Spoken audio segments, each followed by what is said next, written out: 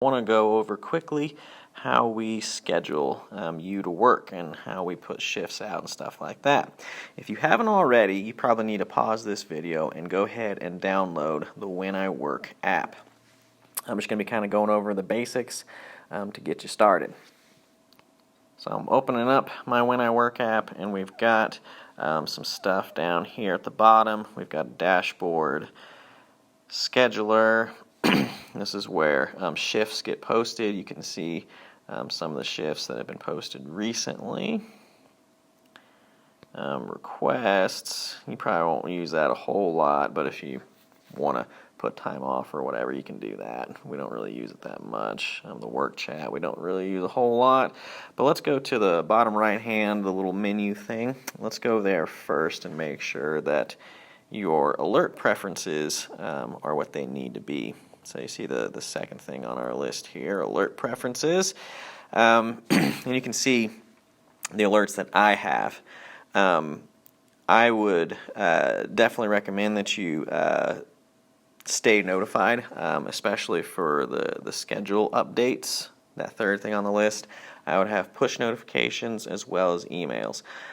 We do first come, first serve when it comes to our scheduling. So the more notifications that you have going for you, the more likely it is that you're going to see that shift, and the more likely it is that you're going to be able to claim that shift first. We will include you in a group text, by the way, once you're trained. But you will always get, whenever I put in a new shift into the app, you will get a notification as long as you have those two things checked. Okay, so do the push notifications, do the email. Also, I highly recommend down at the bottom that you have reminders that go off on your phone. Mine says 2 hours before the shift. You can change that time if you want to. I think you can do like 1 hour, 0 hours. I don't think that would make a lot of sense, but you can change it however much time you think you need as a reminder, and you can do it through push notifications as well as email. I recommend that you have that reminder as well so that you never miss a shift. If you miss a shift, that's really bad news. That's like, we're going to fire you kind of bad news. You're responsible. You're the only one responsible for taking that shift if you claim it. So you need to make sure that you are present for every shift that you claim. And if something comes up, if there's an emergency or whatever, and for some reason you can't do that shift, you need to let me know as soon as possible. Call me, text me, make sure that I know that you're not going to be able to come to that shift. And if you can, try and find someone to replace yourself with. But call me, text me immediately if it looks like you're not going to be able to make it for some reason or another. Okay? So make sure you have those things changed. Let's go back. And the main thing that we're going to use is this scheduler on that little bottom row there. We're going to use the scheduler. So this is what shifts will kind of look like. Whenever I post a shift, you'll get a notification.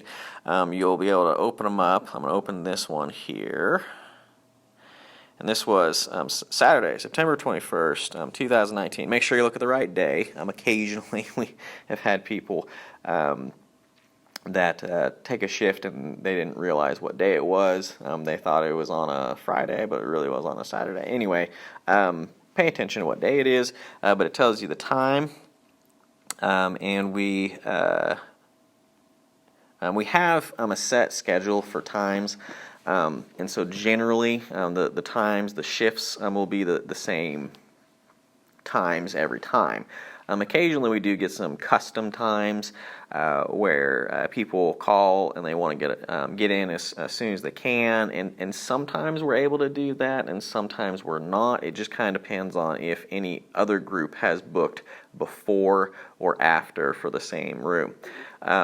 If no group has reserved the room before or after, then yeah, we'll let them do it at kind of random time. But I tell people it's kind of like this.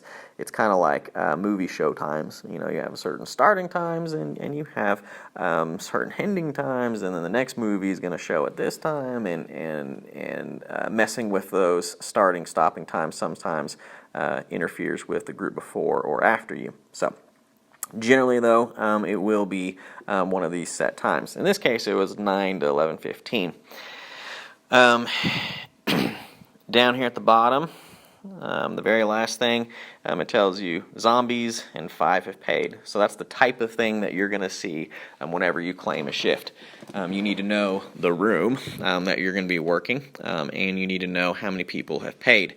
Now, sometimes you'll get people that will book online and they'll pay for 5 people, but they bring a friend or a couple of friends to the game, and they didn't realize that they were going to come at the time that they booked. Long story short, that's okay. We'll definitely take more people. The more the merrier. That just means, though, that you'll have to have them pay in store. Okay, but make sure that you count the number of people that come in and make sure it's the right number and make sure that everyone's paid for. Okay? So if you wanted to claim a shift, by the way, you just click right there. Actually, this one's, you can't claim it anymore because it's in the past, but at the bottom, there'll be something that says take a shift. It's pretty self-explanatory. All right? The other thing I wanted to mention about shifts, so this one is 9 p.m. to 11:15 p.m. The game started at 9:30. So what that means is we schedule you a half an hour in advance of your shift. It gives you time to get there. There's usually, depending on the room, a couple 5 minutes or so of setup to do, and we just want you to be there early for that group, because we tell people, whether they book online or whether they book over the phone, we tell people that they need to be there 5 or 10 minutes early so they can sign our waiver and watch our informational videos and things like that and be in the room at their scheduled time. Okay? So don't be surprised if a group for the 9:30 game showed up at 9:15. Okay, don't be surprised by that. That happens pretty regularly, but generally they're there 5 minutes, maybe 10 minutes early. So we get you there in plenty of time to make sure that the air conditioning's on or the heater's on, depending on what time of year it is, and make sure that your room is ready for them to step in when it's time to go. So anyway, that's kind of how that works. You'll always have a little bit of buffer. If you want to show up early, if you're worried about something not being set up right or you're not comfortable with the game yet, that's fine. You're more than welcome to. We're not going to stop you from showing up early, but we want you there at least a half an hour in advance, just FYI. Now, let me go over one other thing real quick, too. So this group, they're supposed to be in their room at 9:30, right? Well, let's say, and this occasionally does happen, but let's say that it's 9:30 and they're not there. It's 9:35 and they're still not there. At that point, give me a call. I should have their information somehow, some way, whether they booked online or called over the phone, and I'll be able to call them back, and I'll be able to figure out if they're still planning on coming, or maybe they booked online but they accidentally booked on the wrong day. That's happened before, or the wrong time. That's happened before. So I'll get with them and I can call them or text them. Let's say, though, that they show up at 9:45.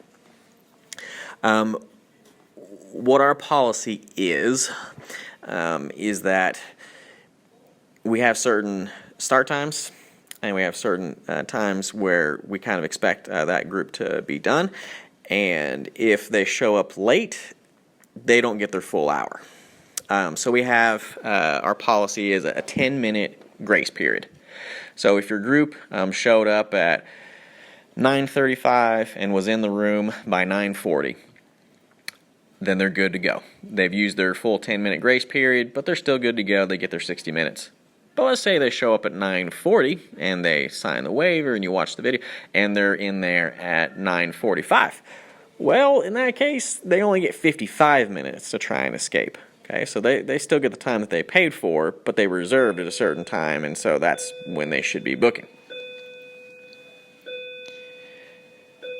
Sorry, I'm recording this while I'm at school. Anyway, that's kind of how our grace period works.